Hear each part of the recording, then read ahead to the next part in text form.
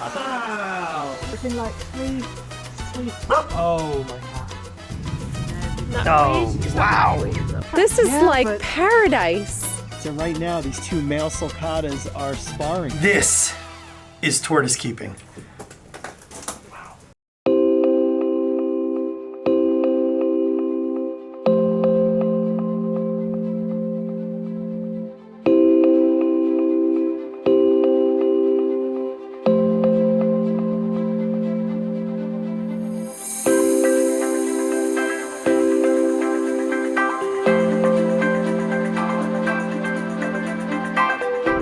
Wow!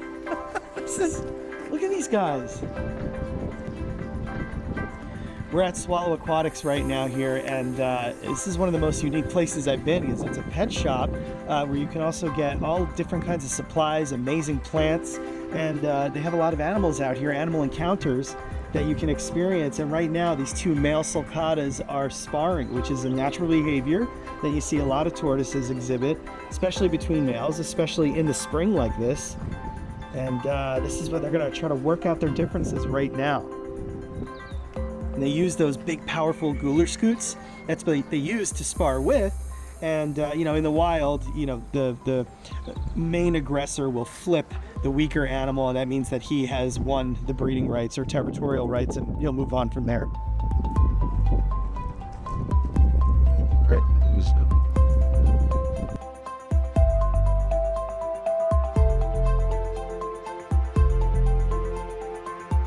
Look at this. These are marginated tortoises, one of our favorite species. That's Testudo marginata, another famous Mediterranean species.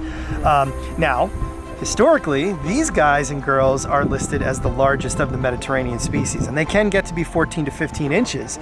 But as we've shown you already with those Algerian giant spur thighs, they're larger. They're definitely at least girthier than these animals, which tend to maybe be longer. But look at this. Look at the beautiful skirts or bell shape of the back marginal scutes, and that's where that name comes from. They're such an impressive species that I personally think does not get enough respect, especially in the States.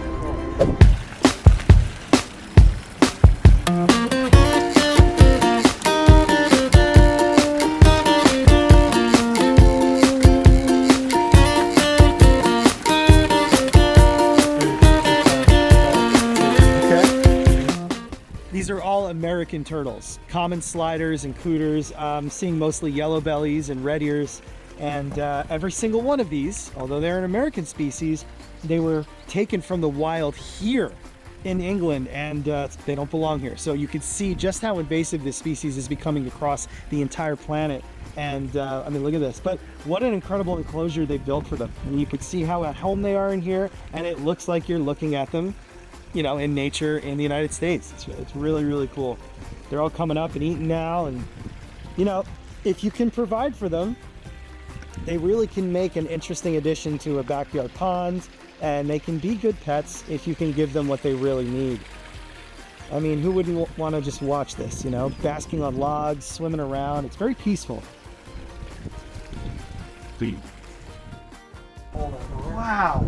So this is another wonderful example of what keepers can do for large species like Sulcata tortoises, especially in unfavorable areas of the world, like where we are right now. These animals get very limited, decent weather where they can absorb the vitamin D3 and everything else from the sun to reach optimal behavior levels. And of course, that's really important for digestion. So when you make something like this, literally a walk-in greenhouse, where you could still provide ultraviolet lighting in the winter months, because Sulcata tortoises do not brumate or hibernate, they're good to go. This is great to see this kind of dedication for such a common species. You know, so many people just don't want to deal with it. They kick them to the side, and you know, we'll just try to get rid of them or even release them. That's the worst part about it. You probably rescue between sort of 10 and 12 young adults. You don't have all this. So 10 to 12 adults a year you'll rescue? Oh, well, we will try and rehome. Bring in for 10 to 12 adults a year. 10 to 12 in this part of the world. Wow! baby's left, Hamilton. Oh, that is a Paleosuchus. So 26 years ago I came into the shop and hanging on the door and there was a carry bag.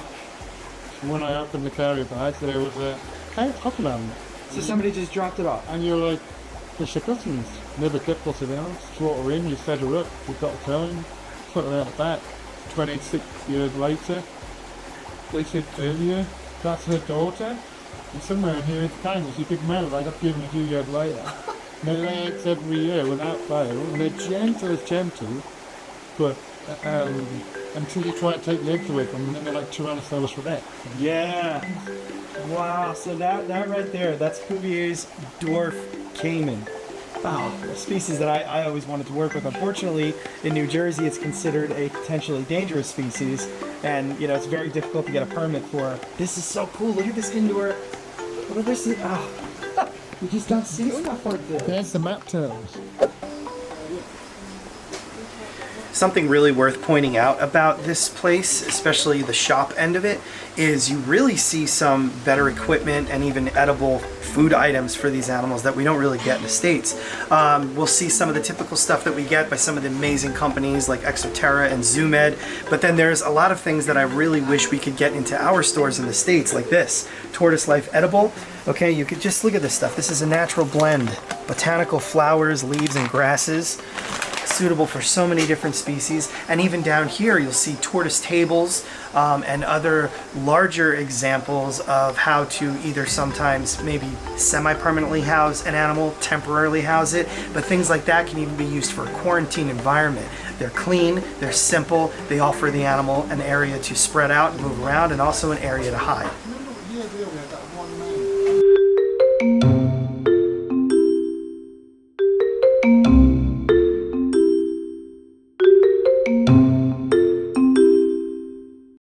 All right, so we're wrapping up here, but I just wanted to introduce you guys Dylan, who is running this place, and he's going to tell us a little bit about Swallow Aquatics and just kind of what it's all about here. So Swallow Aquatics was originally set up in the 1980s. Its main premise was that it's a pet store and it sells ornamental fish and it sells a small number of reptiles and a few pet animals. And I've actually now worked here for 31 years. Wow. And in the last probably 15 to 20 years, we kind of noticed there was a need to help and rehome a lot of the animals that people didn't want to keep anymore, people could no longer keep anymore, or weren't able to maintain. So we sort of started doing a bit of rescue as well. We probably took on well over 1,000 trichomid ready and terrapins over the years. And then obviously in recent, probably the last recent 15 to 20 years, with the bans on the invasive species with ready terrapins, we've had to now actually keep them at the store that you have a license for, but there's been lots of different fish that have come to it. Even the piranhas behind us, all these animals were unwanted pets that have come in from the cat. Some of these animals are probably 20 years old and wow. We're a little bit of a garden centre, a little bit of a tourist attraction, and we're right next to the English whiskey distillery. So wow, that's great news. All right, well, there you go. There you have it. It's a place that kind of has morphed into different chapters of what it originally was, and it's always very refreshing to hear that, you know, especially a place like you guys reaching out to that rescue environment, you know, like giving these unwanted animals a home, whether they're piranhas or red-eared sliders or, you know, something else. But we're not done yet. We got a lot more coming up.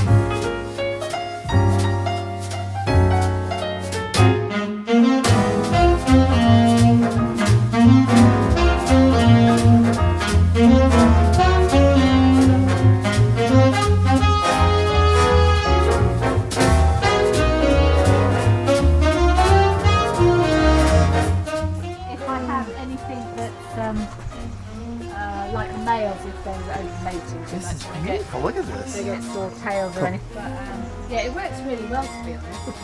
Yeah, I can see why. So it's in like three sections. We have the horse food. It's a bit of a hobby that got carried away with. This is like paradise. Wow. So we're standing in the Horsefield's pen. Look at this. I'm so impressed overall, everything I've seen so far. The amount of edibles everywhere. I'm actually, like, I feel bad, like I'm stepping on their food that's growing everywhere, you know? If somebody picked you up and just dropped you in the middle of this, you'd have no idea, but you're actually in a tortoise enclosure. Oh, I see one right there. There is one up there, yeah. So if you notice, she's got herself in a higher area. She's pivoted perfectly between two rocks, which are retaining heat from the sun. Plus she's got herself in the sun, but the way she's done it, she's not fully exposed. And that's something the tortoise would do in nature.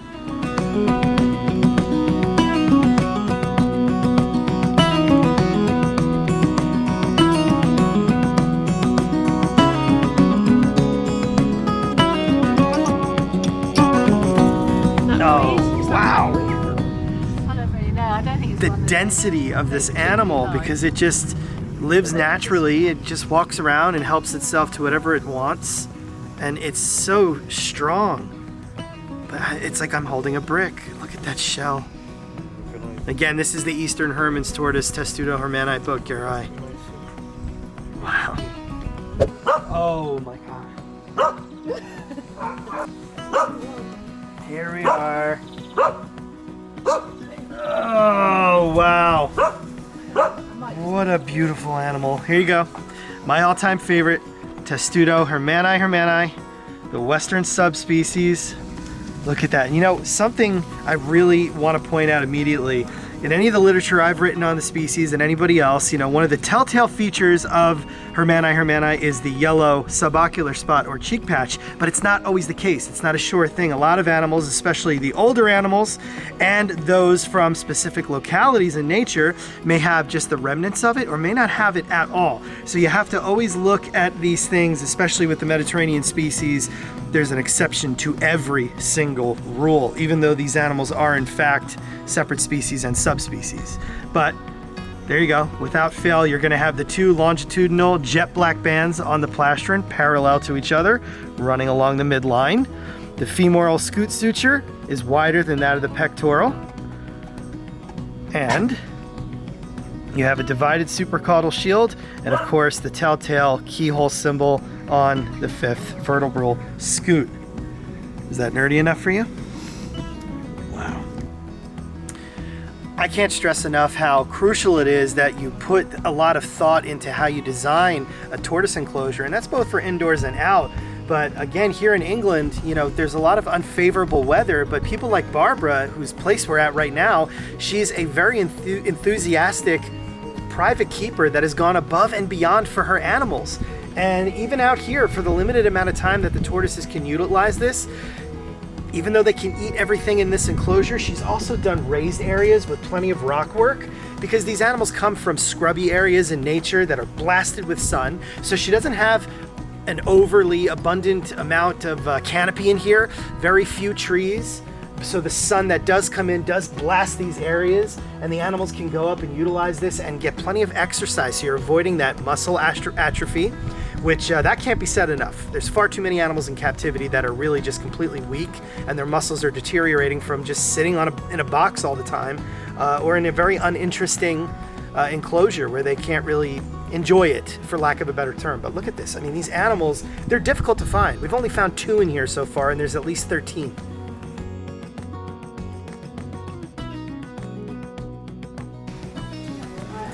Again, beautiful examples of horsefields or Russian tortoises. Look at the size of them. They don't grow to be only 4 or 5 inches. That's a big misconception in the pet trade that a lot of dealers will use to just sell the tortoises, because everybody wants a little tortoise. They get to be considerable sizes. I want to see if I can take a look at this girl right here. Yeah, see that? And they get even bigger than this. But that is in fact Testudo horsfieldii, the Russian tortoise, also known as the Central Asian tortoise, the steppe tortoise. Beautiful animal. And they're in here in this hotbed, this big greenhouse. It is so hot in here, and this will stimulate these females to lay their eggs in really appropriate locations.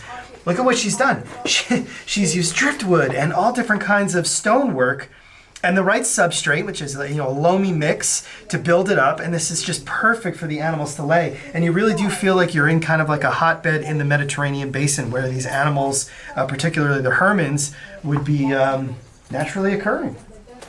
Look at that. That's a big Eastern Hermann's. Big girl right there. Gorgeous shell.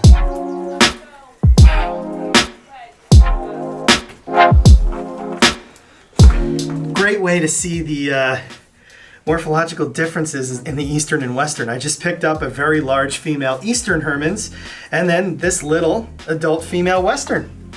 Again, there's plenty of variation, but right off the bat, you're going to notice that the western is going to be the smaller of the subspecies. And if you were to wet these down, you would notice just how much more vibrant the coloration and contrast of the western is compared to the eastern, which is a beautiful tortoise nonetheless. On top of everything else, she's got a lot of amazing plant life growing inside the greenhouse. There's cactus everywhere and other edible plants. There's a fig tree behind Casey. There's plenty of hibiscus growing in here, and even when that weather gets unfavorable outside, the tortoises and the plants can still thrive inside here. And this is not impossible to do. Is it an undertaking of sorts? Of course it is, but it's really, if we lived in an area that really required it, we absolutely would be setting up something like this for the tortoises and even ourselves, because it's like you go from like a cool spring day to just full-blown summer inside this, and the tortoises are loving it. I mean, this is tortoise keeping.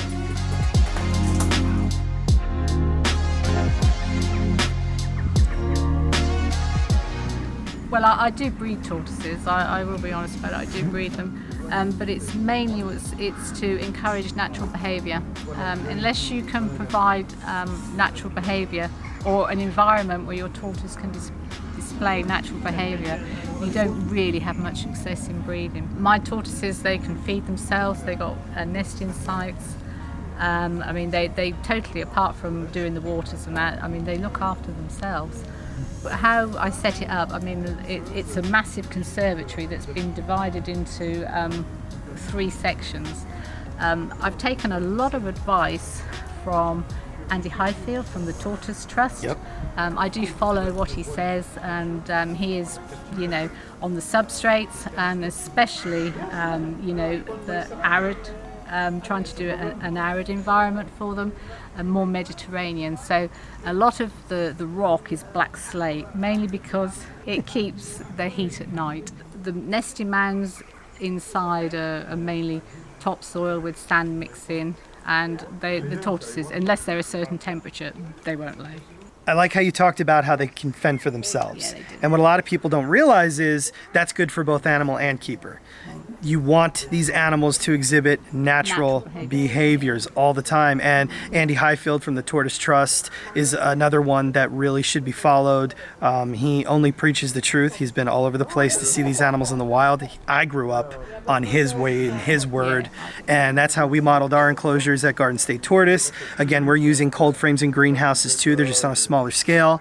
Growing edibles, choosing the right plant life. Study everything you possibly can, because these animals need to live a natural type life even when they're under our care. Barbara, thank you for letting us come by.